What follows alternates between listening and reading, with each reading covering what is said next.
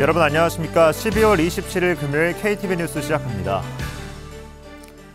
헌법재판소는 재판관 6인 체제에서 윤석열 대통령 탄핵 심판 선고가 가능한지에 대해 계속 논의 중이라고 밝혔습니다.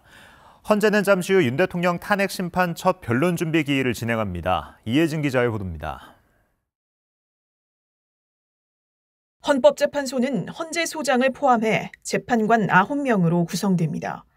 현재는 재판관 6인 체제로 운영되고 있습니다. 지난 10월 이종석 전 헌재소장 등 재판관 3명이 임기를 마치고 퇴임한 뒤 국회목 후임이 아직 임명되지 않았기 때문입니다. 이런 가운데 헌재는 지금의 6인 체제로 윤 대통령 탄핵 심판 선고를 내릴 수 있는지에 대해 계속 논의 중이라고 밝혔습니다. 문영배 헌법재판소장 권한대행은 지난 12월 11일경 6인 체제에서 선고가 가능한지에 관한 질문에 대하여 계속 논의 중에 있다라고 말씀하였습니다. 상황이 계속 변하고 있어 아직 결정된 부분은 없다는 게 헌재의 입장입니다. 헌재 관계자는 현재의 6인 체제로 탄핵 심판 선고를 할 수도 하지 않을 수도 있다고 덧붙였습니다. 헌재가 앞서 요구한 계엄 관련 문서는 제출되지 않았습니다. 이런 가운데 진행되는 윤석열 대통령 탄핵 심판 첫 변론 준비 기일, 윤 대통령 측은 탄핵 심판 피청구인 소송위임장을 헌재에 제출했습니다.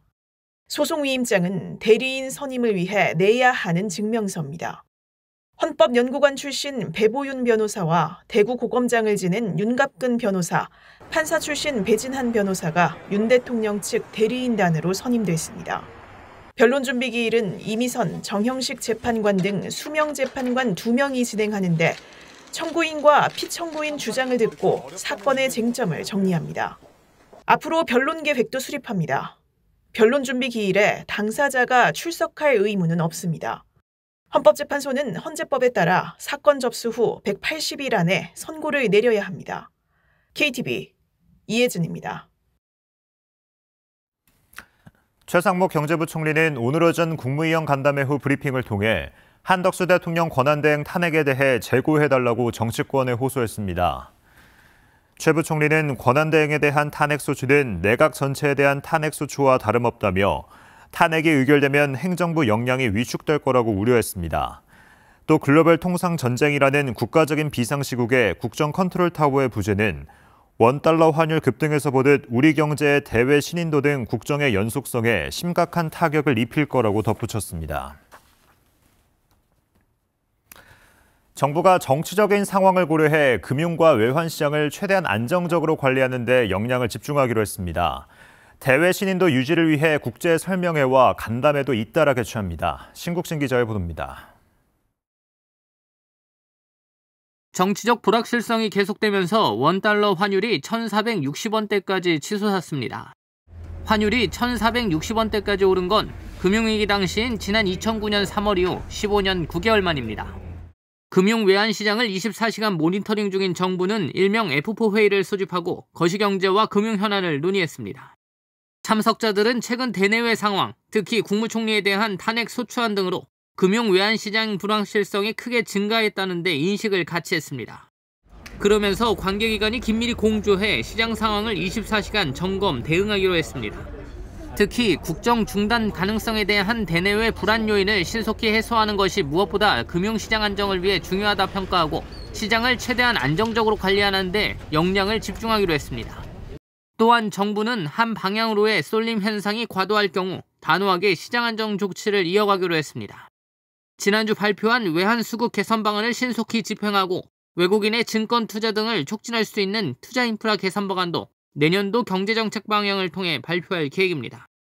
최근 14조 원 규모의 환매 조건부 증권 매입을 실시한 한은은 지난 4일부터 현재까지 총 33조 6천억 원의 단기 유동성을 공급했습니다. 한국은행은 앞으로도 시장 불안 시 추가 실시할 계획입니다. 출입 기자들을 만나 대외 신인도 관리를 강조했던 최상목 경제부 총리는 대외 신인도 유지를 위해 정부의 노력을 적극 설명해야 한다고 강조했습니다. 대외 신인도가 제일 중요합니다.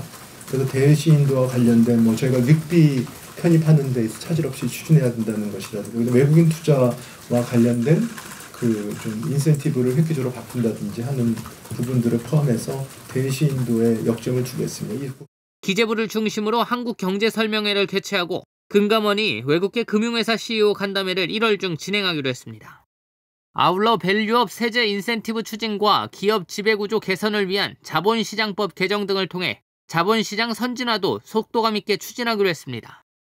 KTV 신국진입니다. 최근 국내 정치 상황 등의 영향으로 기업들의 체감 경기가 코로나19 이후 가장 악화한 것으로 나타났습니다. 한국은행이 발표한 12월 기업 경기 조사 결과를 보면 전산업 기업 심리지수 CBSI는 전달보다 4.5포인트 낮은 87로 집계됐습니다. 코로나19 유행 첫 해인 2020년 9월 이후 가장 낮은 수치로 하락폭 역시 2023년 1월 이후 가장 컸습니다. 기업 심리지수가 100을 웃돌면 경제 전반에 대한 기업 심리가 낙관적임을, 밑돌면 비관적임을 뜻합니다. 국가정보원이 러시아에 파병된 북한군 1명의 현지 생포 사실을 확인했습니다. 국정원은 우방국 정보기관과의 실시간 정보 공유로 부상을 입은 북한군 1명이 생포된 사실을 확인했다며 후속 상황을 점검할 예정이라고 설명했습니다. 앞서 우크라이나 군사 전문 매체 밀리타르니는 우크라이나 특수부대가 러시아 크루스크에서 작전 수행 중 북한 병사를 포로로 잡았다고 밝혔습니다. KTV 뉴스를 마칩니다. 저희는 언제나 국정 소식을 한 걸음 더 빠르게 전해드리겠습니다. 다음 주에 뵙겠습니다. 고맙습니다.